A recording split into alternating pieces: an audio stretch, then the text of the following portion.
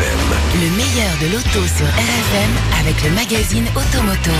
Et avec Christophe Damron, et ce matin on vous emmène faire un tour dans l'espace. Et on ne s'en lasse pas, vous savez, l'espace de Renault inventé par le patron de Matra, Philippe Guédon, dans les années 80 et dont personne ne voulait à ses débuts.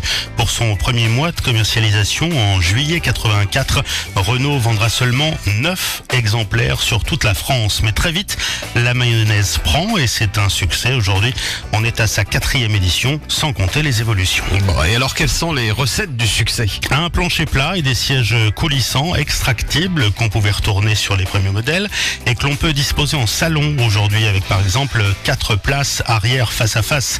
Alors évidemment aujourd'hui le Pionnier a pas mal de concurrence, mais il reste la référence. Certes, le grand monospace de Renault fait l'impasse sur les dernières technologies. Il n'a pas de porte latérale coulissante et les sièges arrière ne viennent pas se cacher sous le plancher.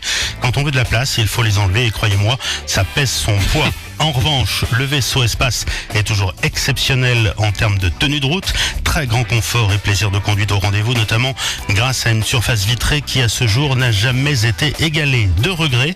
D'abord son prix, entre 37 et 51 000 euros selon les versions. C'est pas donné, mais on peut bien sûr négocier. Et puis l'autre regret, c'est qu'il arrive en fin de vie. L'Espace 5 sera présenté au Mondial de Paris au mois d'octobre, avec un style SUV pour être à la mode. Mais forcément, il ne sera pas aussi pratique que celui d'aujourd'hui.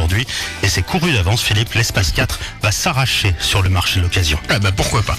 Merci Christophe. Toute l'actualité automobile et les essais complets que vous retrouvez en kiosque dans le magazine Automoto.